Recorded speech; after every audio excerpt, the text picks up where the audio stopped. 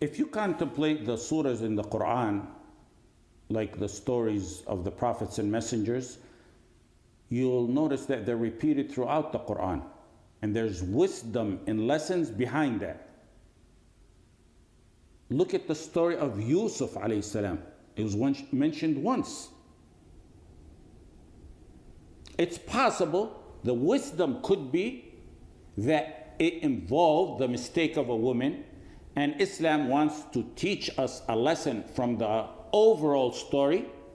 That's why it was mentioned.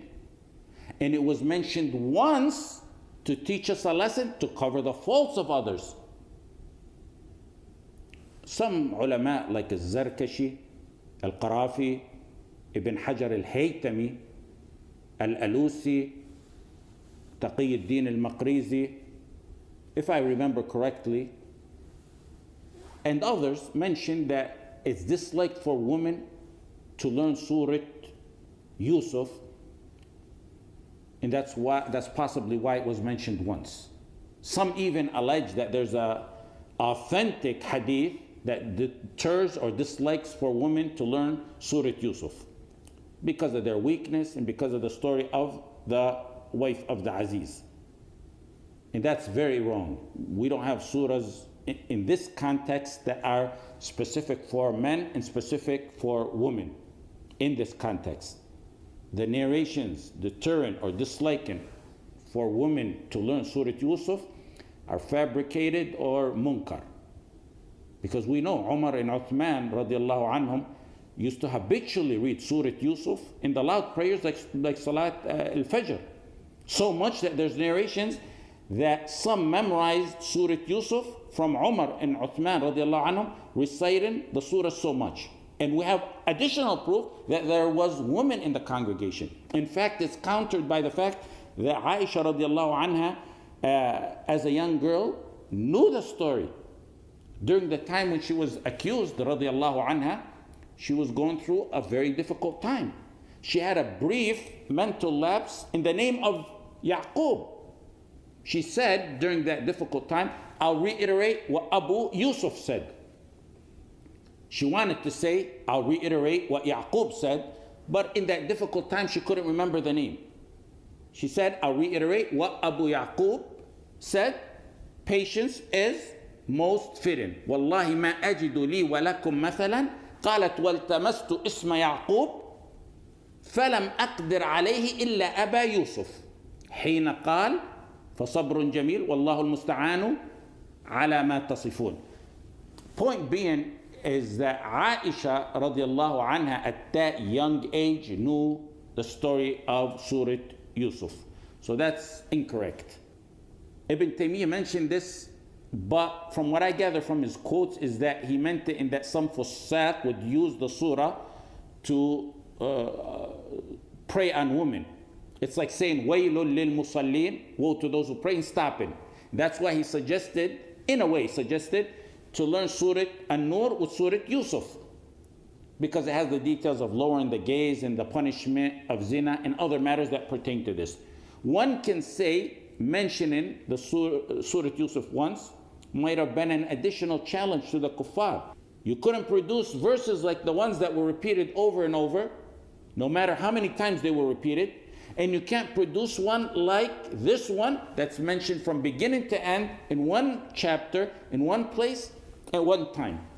The ultimate lesson, I believe, in mentioning the story of Surah Yusuf once, yet the stories of some other messengers and prophets were repeated over and over, is because of Teuhīdit. The story of Yusuf centers around a family feud with some dunya hardships, prison, separated from loved ones, betrayal, being enslaved. We all have these hardships in our lives and will continue to have them. Every one of us has those. The lesson is to put your tawakkul on Allah, have sabr and ihtisab, put it behind your back and move on. Don't dwell on it for the rest of your life. And that's why it was mentioned once. The summary. إِنَّهُ مَن يَتَّقِ وَيَصْبِرْ فَإِنَّ اللَّهَ لَا يُضِيعُ أَجْرَ الْمُحْسِنِينَ. Have sabr, taqwa, and move on. Family feuds, quarrels, someone oppressed you. End it with the one-liner, لَا تَثْرِيبَ عَلَيْكُمُ الْيَوْمَ يَغْفِرُ اللَّهُ لَكُمْ. Let it go. Just as the Messenger ﷺ did in the conquest of Mecca. The other stories are stories of Iman and Kufr. Like the stories of Shu'ayb, Nuh, Hud, Ibrahim, Salih, Musa alayhi salatu wasalam. It was Iman and Kufr, Teuhīdit and Shirk, tyrants and slaves of Allah. It wasn't a little family feud or a betrayal or oppression that someone committed against you. It's an ongoing feud no muwahhid can surrender to. No muwahhid surrenders to kufr and says, let's just forget it and forgive it. And to establish that, the stories need to be repeated and reiterated. They were repeated because of the danger of kufr and because it's horrendous, dunya and akhirah. Floods, winds, shouts, and the more severe ending in the akhirah. With the battle of kufr going on until Yawm al-Qiyamah, a da'iyah and follower of Tawheed, following in the footsteps of the messengers, faces horrific circumstances and he needs tathbeet on the path. Repetition of these stories will soothe the heart and keep one steadfast. The lesson from those stories is summarized in patience and steadfastness. Fasbir, have patience. Like who? Like the messengers. That's why the stories are so many in the Quran. فاصبر كما صبر أولو العزم ما يقال لك إلا ما قد قيل للرسل من قبلك. Whatever is said to you was said to the messenger. When someone says something about me, I say, oh, it was said about the Prophet ﷺ. And Allah told the Prophet, what was said about you was said about the messengers before you. وَلَقَدْ كُذِّبَتْ رُسُلٌ مِّن قَبْلِكَ فَصَبَرُوا عَلَى مَا كُذِّبُوا وَأُوذُوا حَتَّى أَتَاهُمْ نَصْرُنَا وَاصْبِرْ وَمَا صَبْرُكَ إِلَّا بِاللَّهِ وَالْعَاقِبَةُ لِلْمُتَّقِينَ. The bottom line is that the wisdom I believe in this matter is that with Tawheed and Kufr, there's no لَا تَثْرِيبَ عَلَيْكُمُ الْيَوْمِ. Let's forgive each other and forget kufr and everything, put it behind our back and move on. With Iman and Kufr, it's ongoing, constantly ongoing. There's no surrendering to Kufr. There's no forgiving Kufr.